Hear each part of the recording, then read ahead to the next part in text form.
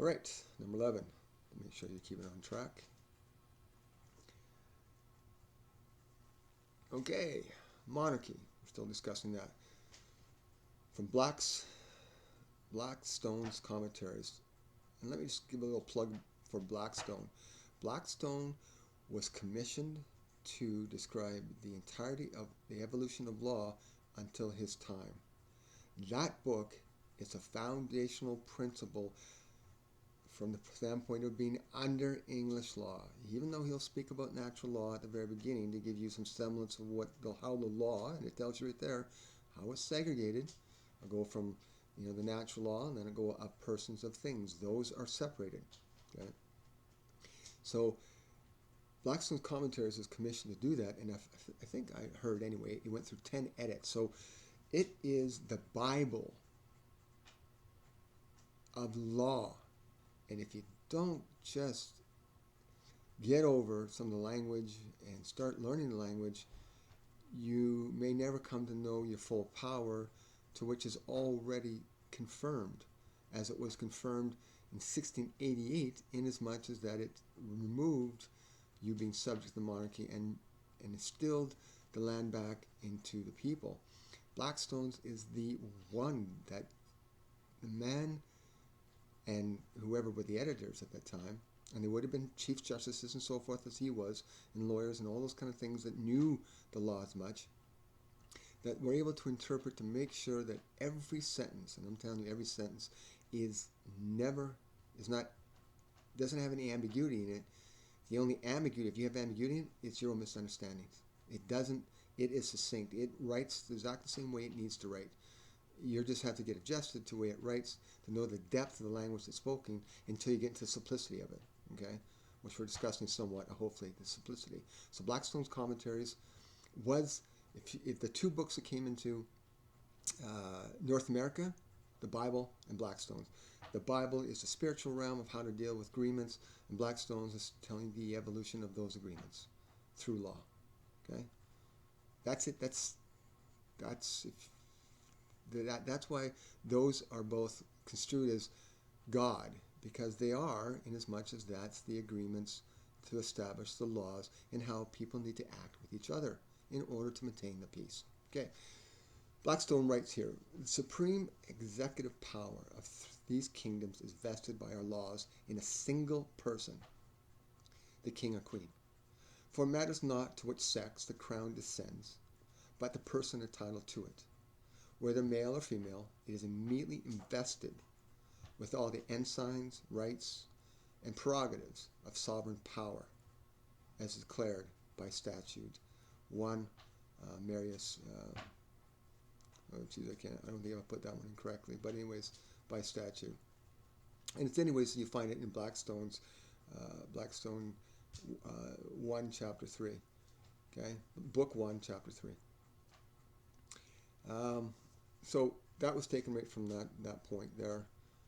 So again, it matters not the sex, the duty and powers infused in the title, as all English law only deals with the titles, the fictions, in order to establish a foundational principle that no matter what, if you needed to deal with that principle in any which way, you can go to the duties and powers to find it and see whether or not they're doing, they're committing fraud, or they're doing it correctly, to which the courts then are the adjudicators over that.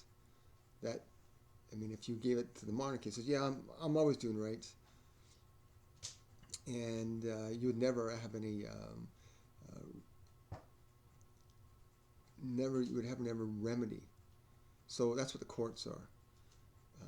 And I'll put a real quick little idea here too as well, a quick little plug in here. At 1701, Act of Settlements, that's when the court became judicially independent, outside of the influence of the monarchy or the government. They interpret the laws on behalf of themselves in order to separate dominion from common law into equity, and to deal each one of those and never commingle each. And they're not influenced by these corporation souls or these groups, in as much as if they're dealing with the group, they'll deal with the laws of that group, but they have the absolute power to adjudicate over the law in your best interest as the individual, as they do for each matter subject to the legal personage, the status that person is holding. Okay? It's very important to get that. We always think that somebody's picking on us, or we don't have any rights. No, the court's only going to affect those rights that you're coming in, to which it has judicial independence. It's important to realize that judicial independence means that they will always protect the law over. They're not subjugated to whatever the monarchy says or whatever the government says. They're only adhere to those things based on interpreting that section of law on behalf of the government or the monarchy. Okay, common law, equity, whatever. Okay. As already mentioned, let's continue to read here. The monarchy is no longer absolute owner of all land after Parliament instituted the title of constitutional monarchy in AD 1688 under the Bill of Rights Act. And we have another plug here from Blackstone's commentaries. Book 1, Chapter 6. I proceed next to the duties incumbent on a king by our Constitution, in consideration with which duties his dignity and prerogative are established by the laws of the land, it being a maxim in the law that protection and subjection are reciprocal. And these reciprocal duties are what, I apprehend, were meant by the Convention in 1688, when they declared that the King James had broken the original contract between king and the people. Right there, the original contract, this is another way that we can expand our awareness of what we're talking about here. Original contract would have been, when we speak about the people, would have been through the Parliament, and because the Parliament was at that time the voice for the people, inasmuch as they moved into the equitable interest and use to land. So the contract was between, when they say people, they're talking Parliament here. They're speaking between the monarchy and Parliament. Okay, so you can see it's dealing with a common law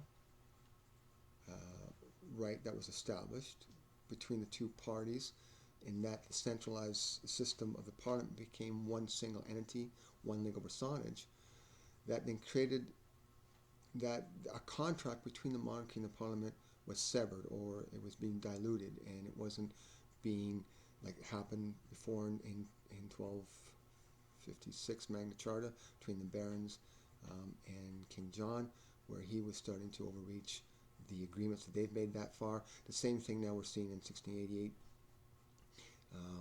where the King James came in and started to now throw his weight around, and to which now